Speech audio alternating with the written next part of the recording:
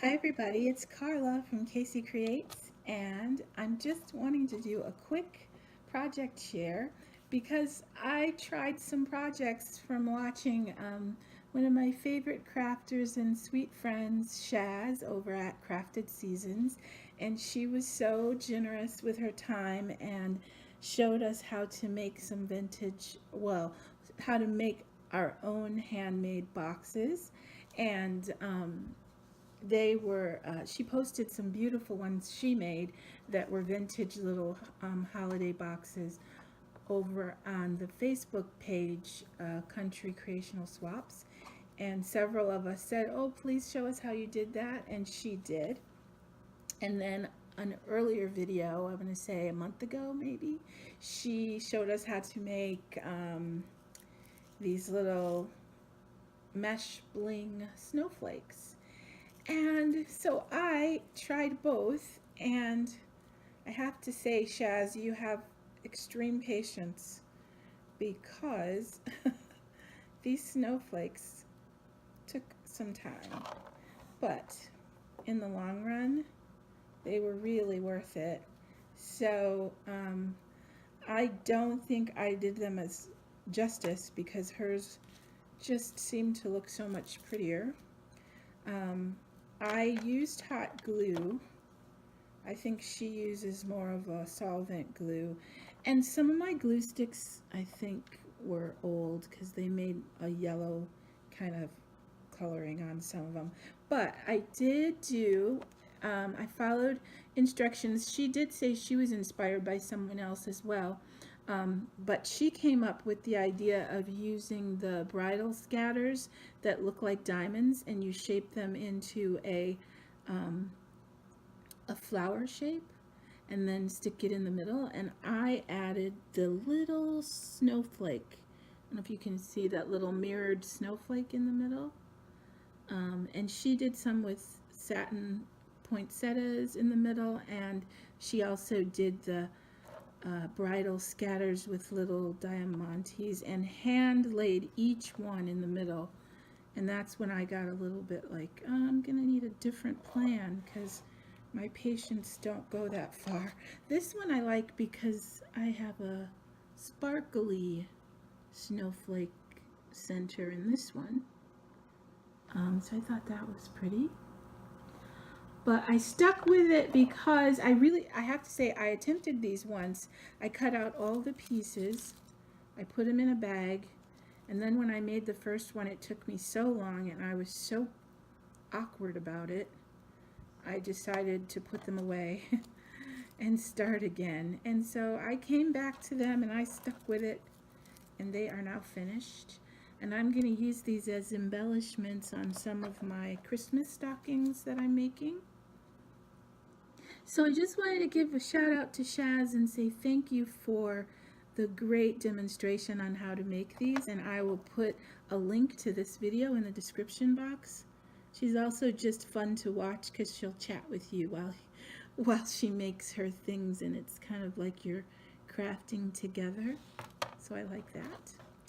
Anyway, these are my mesh bling snowflakes that I'm very happy with and looking forward to using in my Christmas crafting.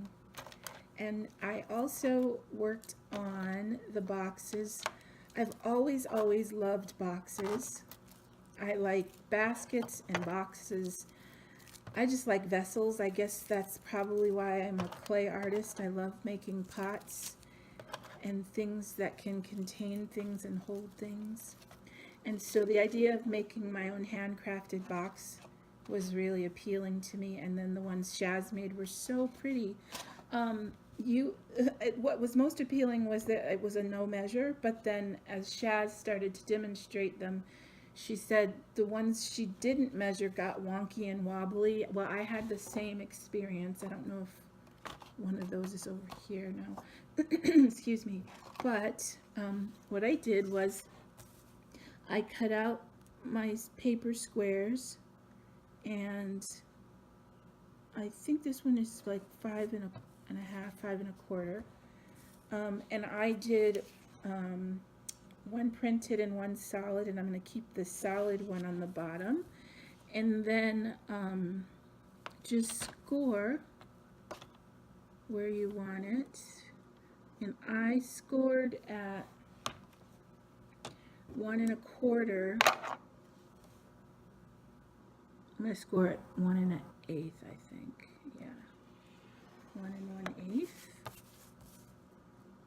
And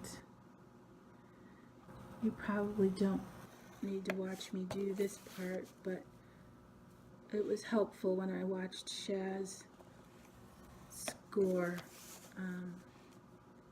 and fold and cut. So maybe you'll find this helpful. Excuse me. So there's that one. Now you're supposed to make the lid a slight bit bigger than the bottom. I've tried it and it just isn't working real well for me, so I'm going to keep them around the same size. I think I can still get it to fit well.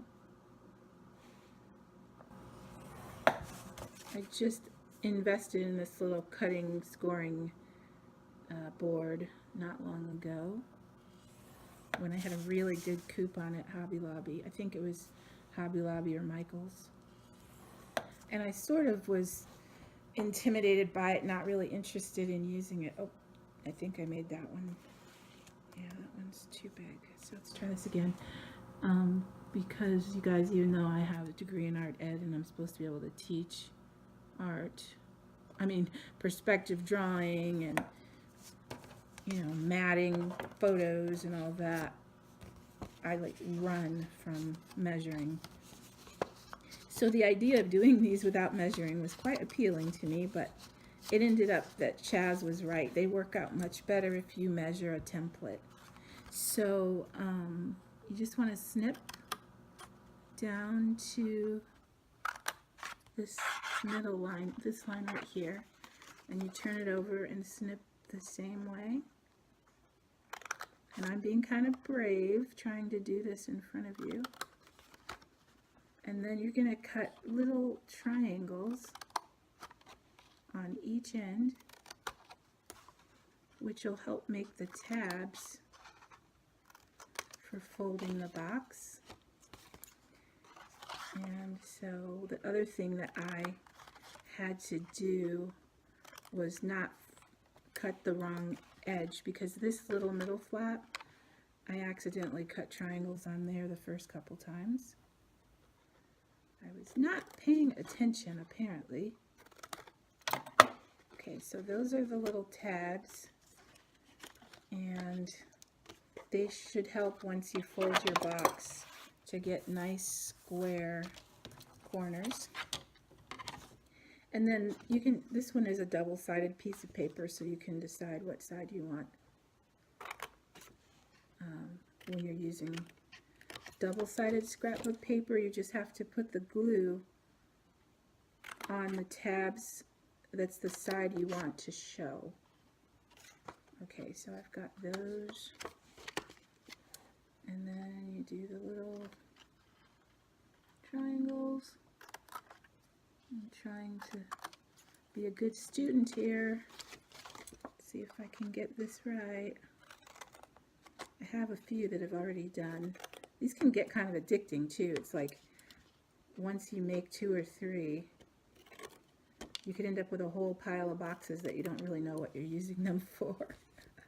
But for me, I want to make little square ones to sit at the side of each place setting for Thanksgiving. So I'm going to make them kind of harvest themed for Thanksgiving dinner table.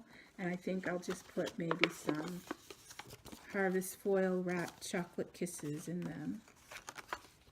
So I don't know, do I want this? Yeah, I want this side to show. So I'm going to get my tacky glue.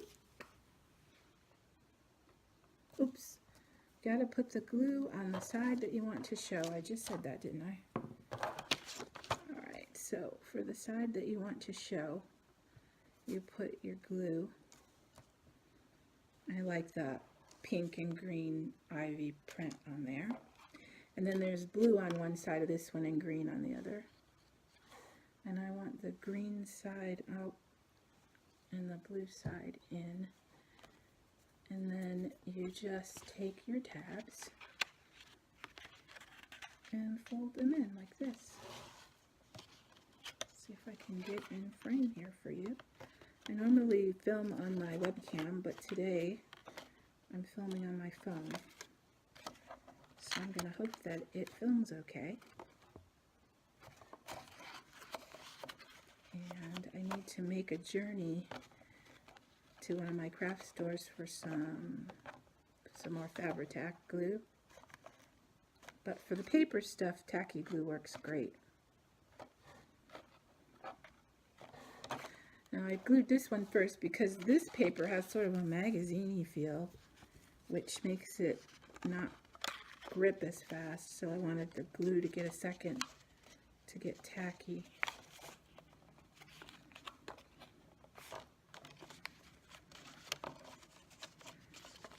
And then we're going to hope that these fit.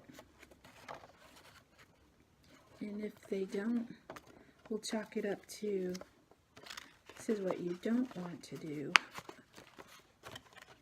I've had many of those moments demonstrating in front of people how to make something. Okay, stick please. Yeah, this is a little bit wonky. I don't know what I did. I didn't do something right because it is a little wobbly here. But that's because of my wanting measuring skills. But the more you do it, the better you get. So I'll just keep working at it. So I can get that a little straighter, a little less wobbly. Don't worry, Shaz, you did teach this really well. It was me. Oh, it's going to work out just fine. Watch. Ta-da! There we go. I'd call that a box. So, the other thing she did that was really cool was, let's see if I can remember the other lady. Her name is, oh, I don't remember, but she has a YouTube channel called The Crafting Shed Davies. Anyway, I'll look for her channel and link hers as well. But she put a little half circle like here so that when you go to pull the lid off, you can grip the box better. I just don't have one of those circle cutters, but I will get one at some point because they seem very handy. I keep switching back and forth from paper to fabric crafts, and I keep finding a reason to buy another object or gadget. So anyway, there's that box. And let me show you the ones that I've already made. These are some of the first ones. But I just kept making and making and having a whole lot of fun. This one I started to decorate. I haven't finished yet. And I learned the hard way. This one I made slightly smaller so that it could be the bottom. I mean, I wanted it to be the top because it's the most decorative, but I measured this one to fit the bottom instead of the top. So now the pretty decorative one is the bottom one. So, I mean, those were the kind of bloopers I did that you just kind of fix. You say, okay, well, I'll get it right next time. But these are the two that I really am most happy with. This one has an image of a pretty little girl at Christmas. And I think she might be snuggling a puppy. I can't really tell. It's just a really sweet image, I think. And I like the foil gold lid. And then I just made a plain bottom. And then this was a double-sided sheet, so it had script on the other side. And then I just layered it with some snowflakes in a little, maybe it's twine, not raffia, I'm not sure. But anyway, that was one that I was pretty happy with. And then this one with this sweet little vintage image as well. And a seam binding bow. And a little girl holding her dolly. She has a sweet little dress. I just put some vintage trim. And this is some Christmas paper. It was just it wasn't double-sided, but and so these are really fun. You can get yourself carried away making these, but they're also great because you can make your own little gift boxes, put some sweet little trinkets, gifts, treats, whatever you want inside, and they won't cost you much at all to create. And it's a good way to use up your scraps. Like I have this really pretty piece of applique that I cut off of a, I think it was a decorative pillow. But I mean, look, if you wanted, you can just take one little piece like this. Let me get some glue. I'm going to actually cut a little bit more off. But it goes from a plain box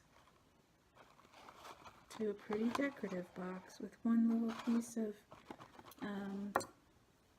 applique. And you can even put some bling in the center and present it as a present and say, Merry Christmas, Happy New Year, whatever you want it to be for. That's a bit much, but I'm just saying even my snowflakes could be a little box topper. So anyway, I just thought I'd jump on and show you this. This ended up longer than I planned, but just thought you might like to see what I've been working on. And I'm going to keep making boxes so that I can give little treats and stocking stuffers that were handcrafted. So thanks for watching, everybody, and thank you to my new subscribers. I've been getting a few, and I really appreciate you. Thanks for your comments, thanks for your likes, and I'll be back again with another video. Thanks, Shaz. Keep on crafting. Bye.